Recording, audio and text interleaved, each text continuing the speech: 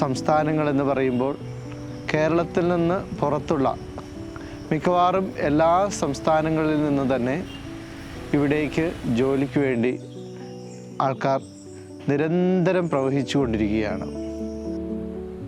പ്രത്യേകിച്ച് ആലുവ, എറണാകുളം പോലെയുള്ള റെയിൽവേ സ്റ്റേഷനുകളിൽ നമുക്ക് ചെന്നാൽ കാണാൻ സാധിക്കുന്ന ഒരു വലിയൊരു പ്രതിഭാസമാണ് കേരളത്തിൻ്റെ സാമ്പത്തിക ഭദ്രതയും അതുപോലെ തന്നെ കേരളത്തിൽ വളർന്നു വരുന്ന വിദ്യാഭ്യാസവും കേരളത്തിലെ യുവജനങ്ങൾ തൊഴിലന്വേഷിച്ച് വിദേശ രാജ്യങ്ങളിലേക്ക് കുടിയേറി പാർക്കുന്നതും ഒക്കെ ഇതിന് കാരണമാണ്.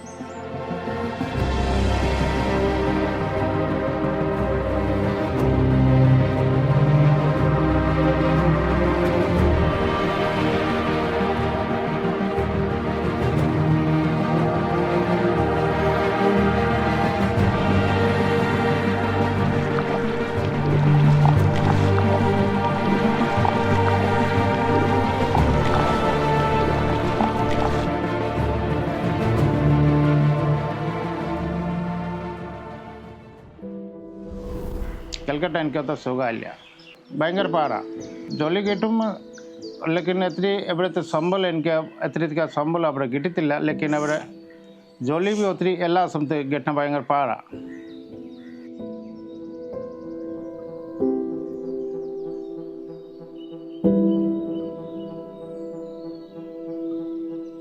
എനിക്ക് വിഷ്ണു ഭക്തോ പേര് അച്ഛനക്ക് പേര് മോഹിന്ദ്രനാഥ് ഭക്തോ എനിക്ക് രണ്ട് പിള്ളേരുണ്ട് പിള്ളേർ അമ്മയുണ്ട് പിന്നെ നമ്മൾ കേരളത്തിൽ വന്നിട്ട് നമ്മൾക്ക് ഇവിടുത്തെ സുഖം കിട്ടി നല്ല കിട്ടി നമ്മൾക്ക് നാട്ടിൽ തിരിച്ച് പോവില്ല നമ്മുടെ 12 വർഷമായി ഇവിടെ സകൽ പൈസ മാറ്റി വെച്ച് നമുക്ക് 5 സെൻറ്റ് സ്ഥലം മേടിച്ച് പിന്നെ എനിക്ക് രണ്ട് പിള്ളേർ അവിടെ സ്കൂളിലത്തെ ഇവിടുത്തെ ഹൈസ്കൂൾ അഴിഞ്ചേരി സ്കൂൾ അവിടെ കൊച്ചി ഇവിടുത്തെ സ്കൂളിൽ പഠിക്കുന്നുണ്ട് ഒരു കൊച്ച് 6 ക്ലാസ് ഒരു കൊച്ച് 3 ക്ലാസ്സിൽ ഗവൺമെൻറ് സ്കൂളാണ് ഞങ്ങളുടെ സ്കൂള്. ഈ ഗവൺമെൻറ് സ്കൂളിൽ എല്ലാ കുട്ടികളും ഒരുപോലെയാണ്. ഞങ്ങളുടെ ഇവിടെ വന്നിരിക്കുന്ന 2 അതിഥി കുട്ടികളാണ് ഋതോയ് ഭക്തയും അതുപോലെ തന്നെ അർബത് സിംഗ് ഹുസൈൻ ബൈഡിയയും. അവർ വളരെ നല്ല രീതിയിൽ നല്ല കുട്ടികളായിട്ട് തന്നെ പഠിച്ചു പോയിക്കൊണ്ടിരിക്കുന്നു. മറ്റു കുട്ടികളുമായിട്ട് വളരെ നല്ല രീതിയിലാണ് അവരുടെ പെരുമാറ്റം. അവർക്ക് അതിഥി തൊഴിലാളികളുടെ കുട്ടികളാണെന്നുള്ള ഒരു വേർതിരിവ് ഞങ്ങൾ ഈ സ്കൂളിൽ ഇതുവരെ കൊടുത്തിട്ടില്ല. അവർക്കും അങ്ങനെയില്ല. നമ്മുടെ പരിസരവുമായിട്ട് അവർ ബന്ധിതമായിട്ട് തന്നെയാണ് ഇവിടെ ഇപ്പോൾ അവർ ജീവിച്ചു പോകുന്നത്.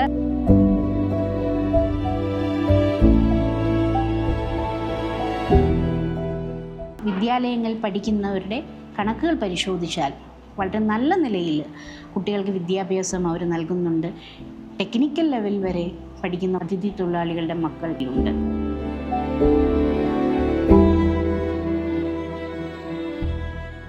അതുപോലെ എഡ്യൂക്കേഷൻ വെൽഫെയർ ഇനിഷ്യേറ്റീവായിട്ട് ജ്യോതി സ്കീം എന്ന് പറഞ്ഞാൽ 2025 ഒരു സ്കീമുണ്ട്. അതിൽ ഈ സ്കൂൾ എൻറോൾമെൻറ്റ് കുട്ടികളെ പഠിപ്പിക്കാനുള്ള സ്കൂളിൽ അവർക്ക് വേണ്ട അംഗൻവാടിയിലുള്ള കാര്യങ്ങളുണ്ട്.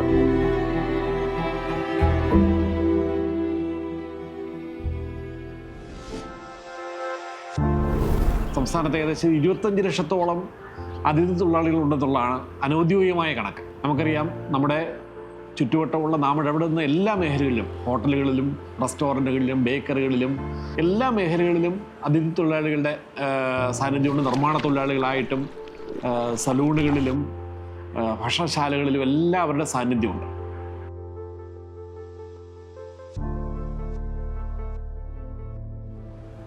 कोई रेस्ट नहीं, संडे को कुछ हम लोग को उतना ज़रूरी नहीं है कि रेस्ट करना है. हम लोग बाहर जैसे आए, अगर हम बैठ के खाना खाएगा तो हमको कुछ नहीं मिलेगा. एक दिन बैठना इधर 1000 तो अपना उधर से जाता है, कट होता है. अपना खाने के लिए वो भी 400-500 जा जाता है. तो हमको बैठना ही क्यों? हमारा शरीर में कोई तकलीफ आए तो फिर हमको बैठना है, रेस्ट लेना है. जैसे डॉक्टर के पास गया तो डॉक्टर बोल दिया आपको 4 दिन रुकना होगा, मतलब काम नहीं करना, रेस्ट चाहिए, नहीं तो आपको फिर प्रॉब्लम आएगा. हम लोग क्या करते हैं, दवा खाते हैं, खाने के बाद देख ले थोड़ा ये आया तो हम दूसरा दिन काम पे चले जाता है. फिर अगर ज़्यादा हो जाता है फिर डॉक्टर के पास गया तो अरे आपको तो मना किया था, लेकिन हम क्या करेंगे सर जी, हम लोग को तो काम करना है, परदेश आया है तो हमको तो काम के लिए जाना पड़ता है, इधर कौन खाना देगा, ऐसे करके हम लोग काम करते हैं।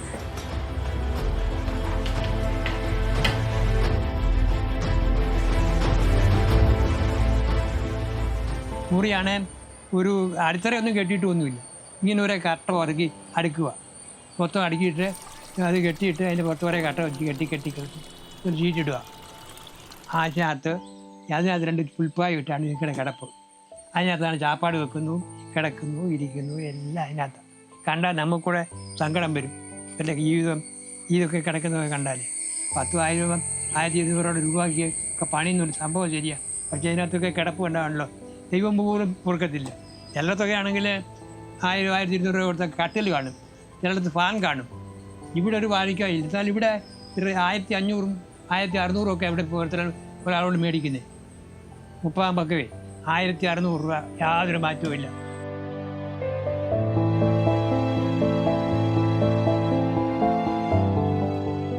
കേരളത്തിലെ ജനസമൂഹത്തിലെ നിർണായകമായൊരു ഘടകം തന്നെയാണ് അതിഥി തൊഴിലാളികൾ ഇന്ന്.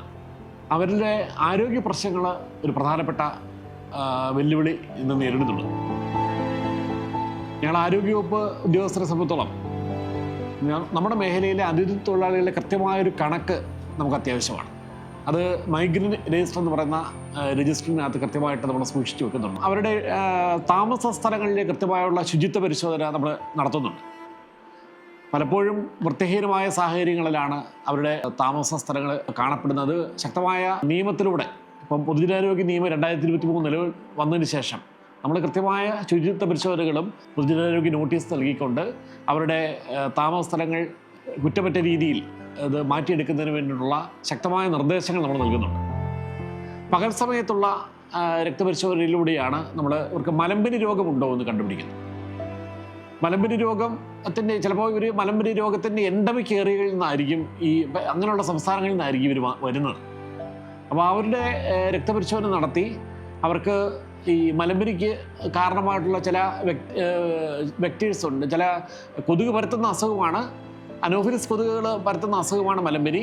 രക്തത്തിലുള്ള പ്ലാസ്മോഡിയം വൈവാക്സ്, മലേറിയ, ഒവൈൽ തുടങ്ങിയുള്ള സ്പീഷീസ് ഉണ്ടോ എന്ന് കണക്കാക്കി അതിനനുസരിച്ചുള്ള ട്രീറ്റ്മെൻറ്റ് നമ്മൾ നൽകാറുണ്ട്. അവരുടെ തൊഴിലിടങ്ങളിൽ നമ്മൾ കയറി ചെന്നുകൊണ്ട് ഇവരുടെ ദേഹം പരിശോധിച്ചുകൊണ്ട് നമുക്ക് ഈ പ്രധാനമായിട്ടും അവരുടെ വേദനയില്ലാത്ത പാടുകൾ നോക്കിക്കൊണ്ടാണ് നമ്മൾ രോഗം സ്ഥിരീകരിക്കുന്നത്. അങ്ങനെ എന്തെങ്കിലും രോഗലക്ഷണങ്ങൾ ഉണ്ടായിക്കഴിഞ്ഞാൽ ഇവരെ ഉടനെ തന്നെ നമ്മൾ വിദഗ്ധ സൗകര്യമുള്ള ആശുപത്രിയിലോട്ട് റെഫർ ചെയ്യും. ഈ തരത്തിൽ ഈ മൈഗ്രൻ്റ് ലേബേഴ്സ് എന്ന് പറഞ്ഞു കഴിഞ്ഞാൽ പ്രധാനമായിട്ട് അതിഥി തൊഴിലാളികൾക്ക് ഒരു മുൻഗണന നൽകിക്കൊണ്ടുള്ള ഒരു പ്രതിരോധ പ്രവർത്തനങ്ങൾ നമ്മൾ നടപ്പാക്കുന്നുണ്ട്.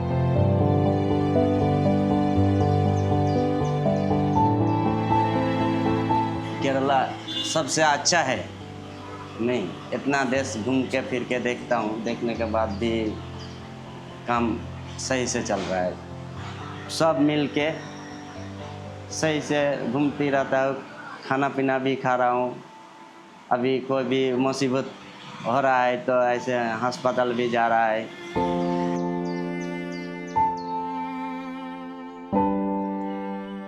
കേരളത്തിലെത്തുന്ന അതിഥി തൊഴിലാളികളെ രജിസ്റ്റർ ചെയ്യിക്കുന്നതിന് ലേബർ ഡിപ്പാർട്ട്മെൻറ്റ് അതിഥി ആപ്പ് എന്ന സംവിധാനം ഇനിഷ്യേറ്റ് ചെയ്തിട്ടുണ്ട്. അതിഥി തൊഴിലാളികൾക്ക് സ്വമേധയാ അതിഥി ആപ്പിൽ അവരുടെ ആധാർ കാർഡും ഫോൺ നമ്പറും ഉപയോഗിച്ച് രജിസ്റ്റർ ചെയ്യാവുന്നതാണ്. അതിഥി ആപ്പ് രജിസ്ട്രേഷൻ ചെയ്യുന്ന ഓരോ അതിഥി തൊഴിലാളിക്കും 2018-19 കാലഘട്ടത്തിൽ ലേബർ ഡിപ്പാർട്ട്മെൻറ്റ് അതിഥി തൊഴിലാളികൾക്കായിട്ട് ഇനിഷ്യേറ്റ് ചെയ്തിട്ടുള്ള ആവാസ് ഇൻഷുറൻസ് പദ്ധതിയുടെ പ്രയോജനം ലഭിക്കുന്നതാണ്. കേരളത്തിൽ വന്ന് ജോലി ചെയ്യുന്ന അതിഥി തൊഴിലാളികൾക്ക് ഏതെങ്കിലും തരത്തിൽ അപകടം സംഭവിച്ച് അവർക്ക് അംഗവൈകല്യം സംഭവിക്കുകയാണെങ്കിൽ 1 ലക്ഷം രൂപയും ഇവിടെ വെച്ച് മരണപ്പെടുകയാണെങ്കിൽ 2 ലക്ഷം രൂപയും ലഭിക്കുന്നതാണ്. അതുപോലെ തന്നെ ആവാസ് ഇൻഷുറൻസ് പദ്ധതിയിൽ അംഗമായിട്ടുള്ള അതിഥി തൊഴിലാളിക്ക് 1 വർഷം 25,000 രൂപയുടെ ചികിത്സാ ആനുകൂല്യം ലഭിക്കുന്നതാണ്. കോട്ടയം ജില്ലയിൽ 32,000 അതിഥി തൊഴിലാളികൾ ഇതുവരെ അതിഥി ആപ്പിൽ രജിസ്റ്റർ ചെയ്തിട്ടുണ്ട്. 2018 മുതൽ 2024 വരെ 12,000-ഓളം അതിഥി തൊഴിലാളികൾക്ക് വേണ്ടി മെഡിക്കൽ ക്യാമ്പും ബോധവൽക്കരണവും നടത്തിയിട്ടുണ്ട്. അതുപോലെ തന്നെ കേരളത്തിൽ വന്ന് ജോലി ചെയ്യുന്ന അതിഥി തൊഴിലാളികൾക്ക് ഏതെങ്കിലും തരത്തിൽ മരണം സംഭവിച്ചാൽ അവരുടെ ബോഡി അവരുടെ സ്വദേശത്തേക്ക് ട്രാൻസ്പോർട്ട് ചെയ്യുന്നതിന് 3 ലക്ഷം രൂപയുടെ റിവോൾവിംഗ് ഫണ്ട് ജില്ലാ ലേബർ ഓഫീസർക്ക് കേരള ഗവൺമെൻറ് അനുവദിച്ചിട്ടുണ്ട്.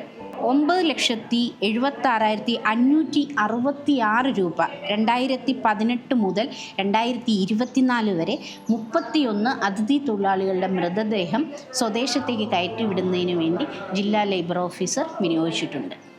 ആവോസ് ഇൻഷുറൻസ് പദ്ധതി നടപ്പിലാക്കുന്നതിന് 7 അസിസ്റ്റൻറ്റ് ലേബർ ഓഫീസ് മുഖേനയാണ് ഇവരെ രജിസ്റ്റർ ചെയ്യുന്നത്.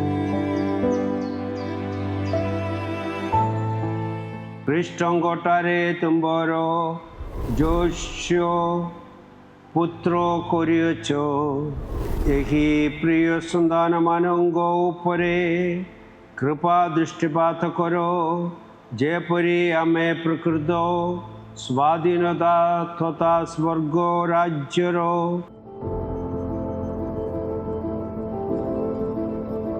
ധാരാളം അതിഥി തൊഴിലാളികളുടെ ജീവിതത്തിൽ നിർണായകമായൊരു പങ്ക് വഹിക്കുവാൻ ജീവികയ്ക്ക് സാധിച്ചിട്ടുണ്ട് എന്നത് അഭിമാനത്തോടുകൂടെ പറയുവാൻ സാധിക്കുന്ന ഒരു യാഥാർത്ഥ്യമാണ്.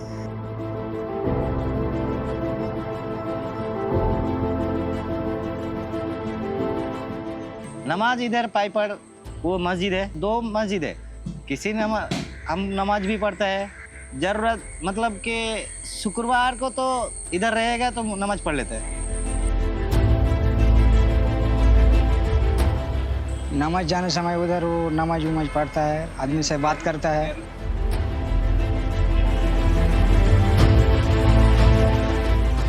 சண்டேல மோஸ்ட்லி நாங்கள் டெம்பிளுக்கு போவோம். இங்கே இருக்க எல்லா இடத்துலையும் போவோம். நாங்கள் ஹிந்து, இங்கே பக்கத்துலேயே இருக்குது, நிறைய டெம்பிள் இருக்குது.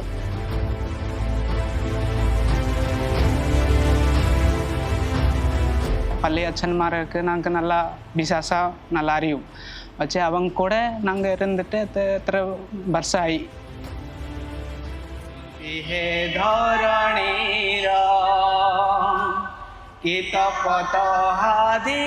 जीवन धारीर हटंती से मोह पाड़क से दयामय से प्रेममय से दयामय से प्रेममय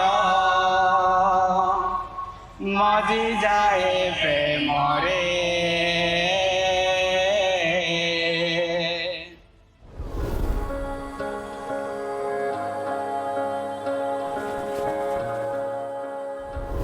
എൻ പേര് ജെറിമിയ സബറ.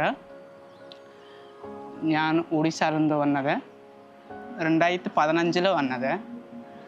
നമുക്ക് ഒറീസയിൽ ഒന്ന് ജോലി എത്ര സൗകര്യമില്ല. കേരളക്കാർക്ക് എത്ര നല്ല ചേട്ടന്മാരൊന്ന് മര്യാദ തരും, ചിലപ്പോൾ വേറെ ആൾ ഇങ്ങനെ മര്യാദ തരില്ല. ഭായിമാരെന്ന് ഇങ്ങനെ ചോദിക്കും, ഭായിമാരെന്ന് ഇങ്ങനെ കാണിക്കും.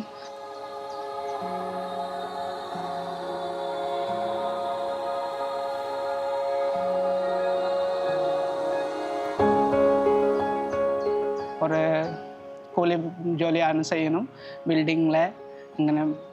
ବିଲ୍ଡିଂଲାନ ଜୋଲି ସେଇ ନାଙ୍ଗ ଓଡ଼ିଆ ଲୋକ ଆମେ ଜାଣିଛୁ କେତେ କଷ୍ଟ କରିକି ଆସିଛୁ, ହେଲେ ବି ଏଠି ଆସିକି ଖୁସିରେ ଅଛୁ, କିଛି ଅସୁବିଧା ନାହିଁ. ଏମିତି କାମ କରିକି ଏବେ ବଞ୍ଚୁଛୁ. ଗାଁ ଗଲେ କି ଏତେ ଆମେ ପଇସା କମାଇ ପାରୁନୁ. നാട്ടിൽ പോകുന്ന ഒന്നും പൈസ നമുക്ക് എത്ര കൂലി പൈസ കിട്ടൂല. ஏன்னா நமக்கு ബംഗാളി, ബിഹാരി, അസാമി പറയാൻ പോലെ அவங்க മോശം ഉണ്ടാവും. ಏನ ಮೋಸ ಎಲ್ಲರಿಗೂ ಮೋಸ പറയല്ല, ಒಂದು മറ്റേ എല്ലാ പെരമ്പാപൂരിനെ പറയാൻ പോലെ എല്ലാം അതാണ് നടത്തനാണ്. അപ്പോൾ ആ വച്ചാണ് ഇവിടെ കേരളമാർക്ക് എല്ലാ ഭാര്യമാർക്കും എങ്ങനെയാണ് നമ്മൾ കറക്റ്റ് ഇരുന്നാൽ നമുക്ക് കറക്റ്റ് ഉണ്ടാവും. ഇവിടെ നമുക്ക് ഒരാൾ മര്യാദ കൊടുത്താൽ അവർക്ക് നമുക്ക് മര്യാദ തരും അല്ലേ. അപ്പോൾ അവങ്ങളിങ്ങനെ മര്യാദ ഇതെല്ലാം ഒന്നുമില്ല. ആസാം ബിഹാരിക്കാർ പറഞ്ഞപ്പോൾ 10 വർഷമായി ഇവിടെ നമുക്ക് ഏതോ പ്രശ്നമില്ല. അല്പം ജോലിക്ക് പോവും, പള്ളിക്ക് വരും, വീട്ടിൽ പോവും. എത്ര നമുക്ക് അന്ന് തന്നെ ഒരു സ്ഥലം, ചിന്ന ഒരു സ്ഥലം ആയി. ഇപ്പോൾ വീട് കട്ടണം.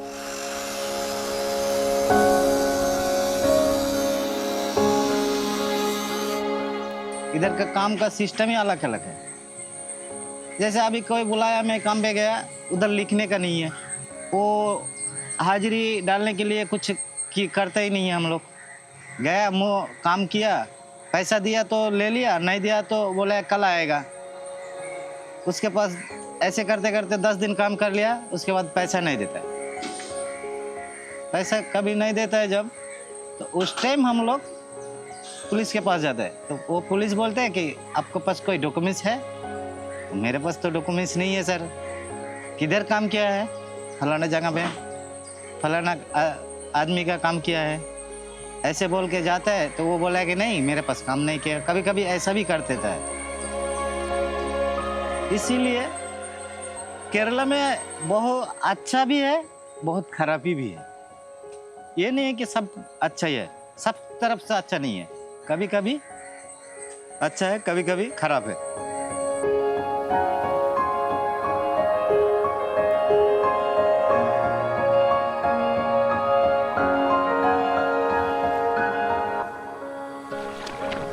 കൂലിക്കായി ചെല്ലുമ്പോൾ പല മേസ്ത്രിമാരും അല്ലെങ്കിൽ കോൺട്രാക്ടർമാരും അവർക്ക് അർഹിക്കുന്ന വേതനം നൽകാതിരിക്കുന്ന സംഭവങ്ങൾ അത് നിത്യസംഭവമായിരുന്നു. എന്നാൽ ഞങ്ങളുടെ ഉചിതമായ ഇടപെടലും അതുപോലെ തന്നെ ഉദ്യോഗസ്ഥന്മാരെന്ന് പറഞ്ഞാൽ ലേബർ ഓഫീസർമാരെ, പോലീസ് ഉദ്യോഗസ്ഥന്മാരെ ഒക്കെ കണ്ടുകൊണ്ട് അവരെ ബോധ്യപ്പെടുത്തുവാൻ ഞങ്ങൾക്ക് സാധിച്ചതിൻ്റെയും പരിണിത ഫലമായിട്ട് അതിഥി തൊഴിലാളികളുടെ വേതനത്തിൻ്റെ പ്രശ്നങ്ങൾ പലതും പരിഹരിക്കുവാനും അർഹിക്കുന്ന വേതനം അവർക്ക് നൽകുവാനും അവരെ പര്യാപ്തമാക്കുവാനും ഞങ്ങൾക്ക് സാധിച്ചിട്ടുണ്ട്.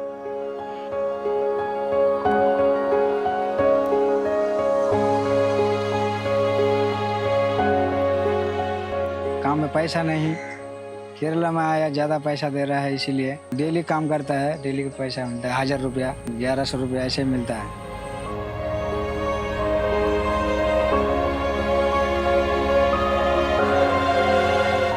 ഞാൻ കേരള ആദ്യത്തെ പാലായിൽ വരണം. അവിടെ 8 വർഷം ജോലി ഉണ്ടായിരുന്നു കടയിൽ. അവിടെ എല്ലാ പണി പഠിച്ച് കഴിഞ്ഞിട്ട് ഇപ്പം ഞാൻ സ്വന്തമായിട്ട് കട തുടങ്ങി. ഇപ്പം എനിക്ക് കടയിൽ 5 സ്റ്റാഫ് ഉണ്ട്, കുഴപ്പമില്ലാത്ത പോണു.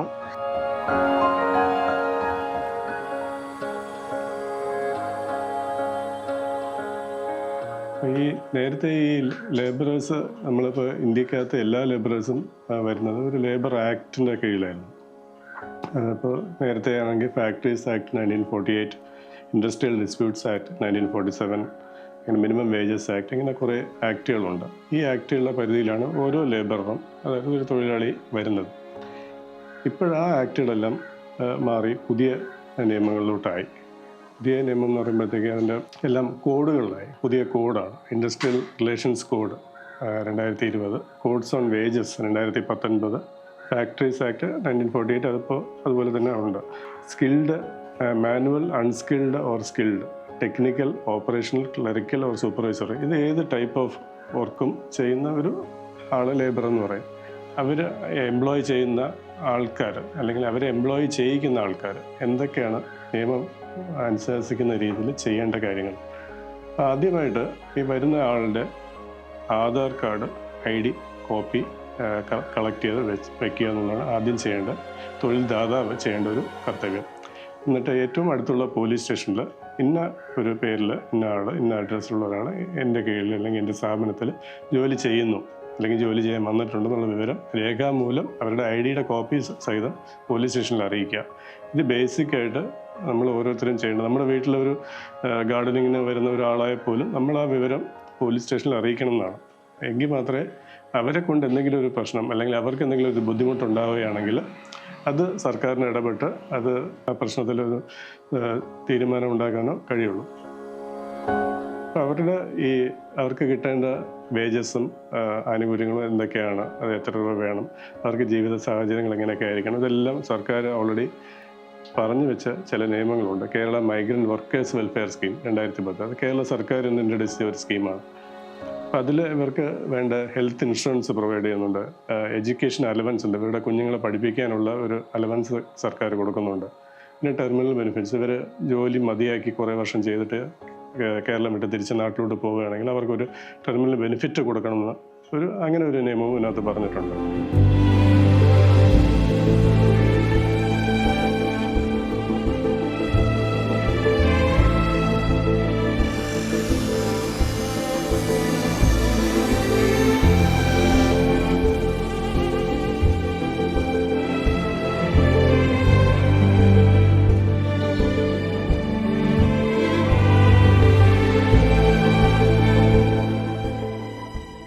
ഇതൊന്നും ഈ വരുന്ന തൊഴിലാളിക്കും അറിയില്ല, ഇവരെ തൊഴിലിന് വയ്ക്കുന്ന തൊഴിൽദാതാവിനും അറിയുന്നില്ല. അപ്പോൾ ഇതെല്ലാം സർക്കാരുമായിട്ട് ഡീൽ ചെയ്ത് ഒരു നല്ല രീതിയിൽ അങ്ങോട്ടും ഇങ്ങോട്ടും റിലേഷൻഷിപ്പ് മെയിൻറ്റെയിൻ ചെയ്യുകയാണെങ്കിൽ ഇവരെ കൊണ്ട് വലിയ ബുദ്ധിമുട്ടില്ലാതെ നമുക്ക് നമ്മുടെ കാര്യങ്ങൾ നടന്നു പോവുകയും ചെയ്യും. പിന്നെ അപ്നാ ഘർ ഹൗസിംഗ് സ്കീം, അത് 2019 ലോഞ്ച് ചെയ്തൊരു കേന്ദ്ര സർക്കാർ പദ്ധതിയാണ്. ആ പദ്ധതി അനുസരിച്ച് അവർക്ക് വീട് വയ്ക്കാനോ അല്ലെങ്കിൽ വീട് വാങ്ങിക്കാനോ ഉള്ളൊരു അഫോർഡബിൾ ആയിട്ടുള്ളൊരു ഹൗസിംഗ് സ്കീം അവർക്ക് സർക്കാർ കൊടുക്കുന്നുണ്ട്.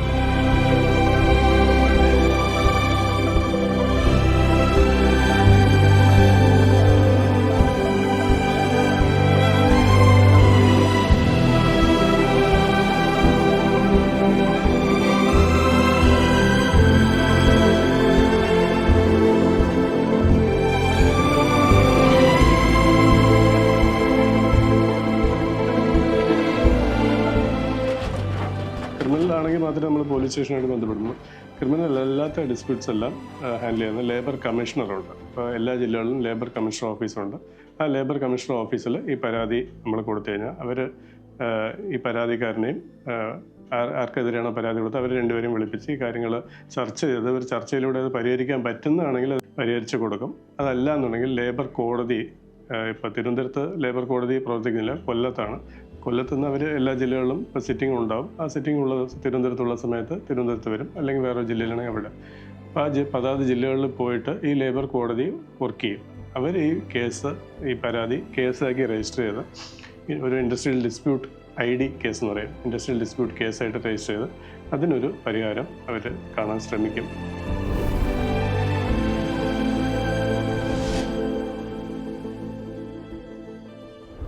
ഞങ്ങൾക്കൊക്കെ ഒത്തിരി പൈസ തരാനുള്ള ആൾക്കാരുണ്ട്, ഒത്തിരി പൈസ തരാറുണ്ട്. വന്ന് പറ്റി വെച്ച് 6, 7, 800, 900, 1000 രൂപ പറ്റി വെച്ച് അങ്ങ് പോകും. പിന്നെ അവർ ഇങ്ങോട്ട് പ്രദേശത്തോട്ട് കാണത്തില്ല, പിന്നെ അവർ അടുത്ത് തളം പിടിക്കും. പിന്നെ അല്ലാതെ അടിയും പിടിയും ചുരുക്കം പറഞ്ഞാൽ അങ്ങനെ ആരും ഇവിടുന്ന് കൊണ്ടുവന്നില്ല.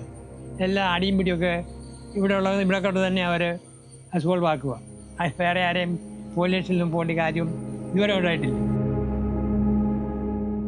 ഈ കഞ്ചാവ് കേസാ, കഞ്ചാവിന് അതുമാതിരി തന്നെ അവരുടെ നാട്ടിൽ നിന്ന് കൊണ്ടുവരും. ഇവിടെ മൈക്കേ വരും ഈ മൂലയ്ക്ക്. ആ മൈക്ക് വന്നിട്ട് ഇവിടെ എല്ലാവർക്കും കൊടുക്കും. ഓരോ പോയി കൊടുത്തിട്ട് ചിലർ കൂടുതൽ മേടിക്കും, ചിലർ കുറച്ച് മേടിക്കും.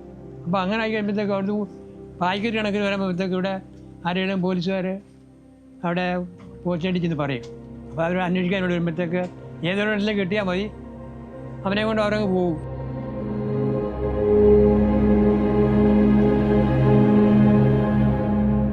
ചില ക്രിമിനൽ പശ്ചാത്തലം ഈ അന്യസംസ്ഥാന തൊഴിലാളികൾ ചിലരില്ല കണ്ടുവരുന്നുണ്ട്. അപ്പോൾ അത് എല്ലാവരും അങ്ങനെയാണെന്നല്ല, നല്ല ആൾക്കാരും ഉണ്ടാവും. പക്ഷെ അവരുടെ ജീവിത സാഹചര്യങ്ങൾ കൊണ്ട് ചിലപ്പോൾ അവരങ്ങനെ ആയി പോകുന്നതാണ്.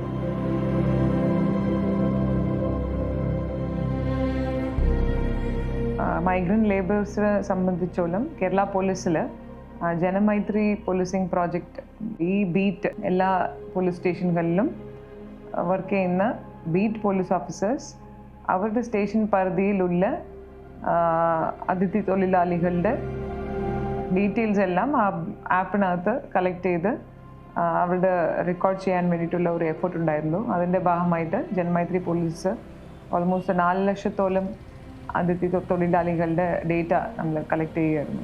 മാക്സിമം ആളുകൾ വന്നിട്ടുള്ളത് West Bengal and Assam and Odisha.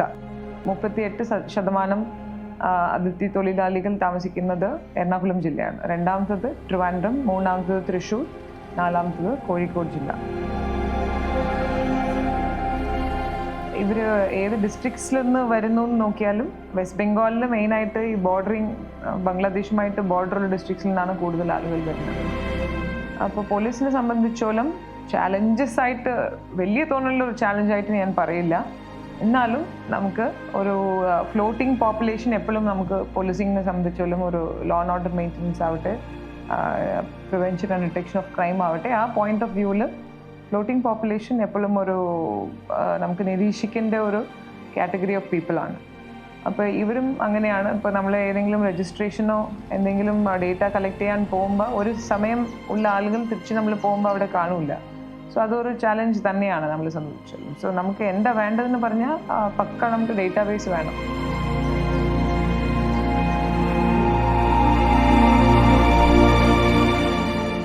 അപ്പോൾ ജനമൈത്രി പോലീസിങ്ങിൻ്റെ ഭാഗമായിട്ട് ഹൗസ് ടു ഹൗസ് സർവേ വരെ നടത്തിയിട്ടുണ്ട്. ഒരു സ്റ്റേഷൻ പരിധിയിൽ ഒരു ബീറ്റ് ഏരിയയിൽ എത്ര വീടുകളുണ്ട്, അവിടെ ആരൊക്കെ താമസിക്കുന്നുണ്ട്, അവരുടെ ബാക്ക്ഗ്രൗണ്ടൊക്കെ എന്തൊക്കെയാണെന്ന് ആ പോലീസ് സ്റ്റേഷൻ്റെ ഉള്ള ആളുകൾക്ക് നല്ല രീതിയിൽ അറിയണം. ബിക്കോസ് അത് ഈ ക്രൈം പ്രിവെൻഷൻ ആംഗിളിൽ നിന്ന് വളരെ ഇമ്പോർട്ടൻ്റ് ആണ്. സോ ആ രീതിയിൽ നമുക്ക് എല്ലാവരുടെയും ഡേറ്റ ആവശ്യമാണ്. ഇപ്പോൾ മോർ ആൻഡ് മോർ ഇവർ ഫ്ലോട്ടിംഗ് പോപ്പുലേഷൻ ആയതുകൊണ്ട് ചില കേസുകളിൽ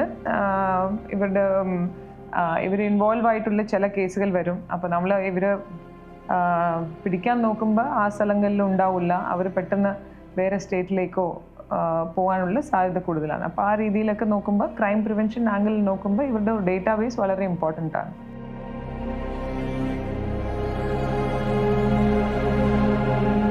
ഇവരുടെ വെൽഫെയറും ഇവരുടെ കാര്യങ്ങളൊക്കെ ഡെഫിനറ്റ്ലി ഗവൺമെൻറ് ലേബർ കമ്മീഷനുണ്ട്, ലേബർ ഡിപ്പാർട്ട്മെൻറ്റിൽ വിപുലമായിട്ട് പല പദ്ധതികൾ ഇവർക്ക് വേണ്ടി ചെയ്തിട്ടുണ്ട്. And they are very free. In fact, Kerala is one of the most desired states when it comes to working of migrant laborers. അവരുമായിട്ട് ഇൻട്രാക്ഷൻ ചെയ്താൽ നിങ്ങൾക്ക് ഡെഫിനറ്റ്ലി മനസ്സിലാവും അവർ കേരളത്തിൽ കുറച്ചും കംഫർട്ടബിൾ ആയിട്ടുള്ള ഒരു സ്റ്റേറ്റ് ആയിട്ടാണ് അവർ നോക്കുന്നത്. ഇവർക്ക് നല്ലൊരു സാലറി സ്ട്രക്ചർ ഉണ്ടാവും. അറ്റ്ലീസ്റ്റ് താമസിക്കാനും മറ്റ് സൗകര്യങ്ങളിലൊക്കെ പല സംസ്ഥാനങ്ങളിൽ കമ്പയർ ചെയ്യുമ്പോൾ ഇവിടെ കുറച്ചുകൂടെ മെച്ചപ്പെട്ട ഫെസിലിറ്റീസ് ആണ്. ഈവൻ കോവിഡ് സമയത്തൊക്കെ ഗവൺമെൻറ്റിൽ നിന്ന് ഒത്തിരി അധികം സഹായങ്ങൾ അവർക്ക് കിട്ടിയിട്ടുണ്ട്. സോ ആ രീതിയിലൊക്കെ നോക്കുമ്പോൾ ഓൾറെഡി ഗവൺമെൻറ്റിൻ്റെ ഭാഗത്തുനിന്ന് അതിഥി തൊഴിലാളികളുടെ ഡേറ്റ ലേബർ കമ്മീഷണർ മൂലം ശേഖരിക്കാനും പിന്നെ അവരുടെ ഹെൽത്ത് കെയർക്ക് ഗവൺമെൻറ്റിൽ തന്നെ ആവാസ് ഹെൽത്ത് കെയർ പ്രോജക്റ്റ് ഉണ്ട്. എല്ലാ ഗവൺമെൻറ് ഹോസ്പിറ്റൽസിലും അവർക്ക് ഫ്രീ ആയിട്ട് ട്രീറ്റ്മെൻറ്റ് കിട്ടുന്ന രീതിയിൽ ചെയ്യണമെങ്കിൽ അവർ നിർബന്ധമായിട്ട് അവർക്ക് ലേബർ ഡിപ്പാർട്ട്മെൻറ്റിൽ രജിസ്റ്റർ ചെയ്യണം. സോ ലേബർ ഡിപ്പാർട്ട്മെൻറ്റിൽ അങ്ങനത്തെ ഒരു ഡേറ്റാബേസും ഉണ്ട്. സോ അത് എങ്ങനെ എഫക്റ്റീവ്ലി പോലീസ്ക്കും ഇഫ് സപ്പോസ് ആവശ്യമുണ്ടെങ്കിൽ ഉപയോഗിക്കാമെന്നുള്ള ചർച്ചകൾ ഇപ്പോൾ നടന്നു വരികയാണ്.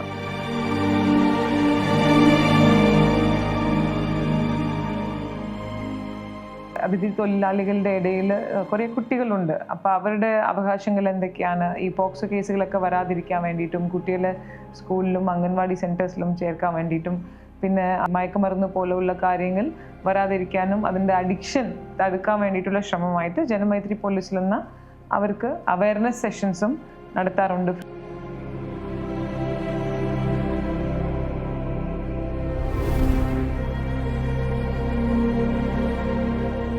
കേരളത്തെ സംബന്ധിച്ച് നമ്മുടെ ഒരു ജനസംഖ്യ നോക്കുകയാണെങ്കിൽ ഏതാണ്ട് ഒരു 3.5 കോടിക്ക് പുറത്ത് കേരളത്തിലെ ജനസംഖ്യയുണ്ട്.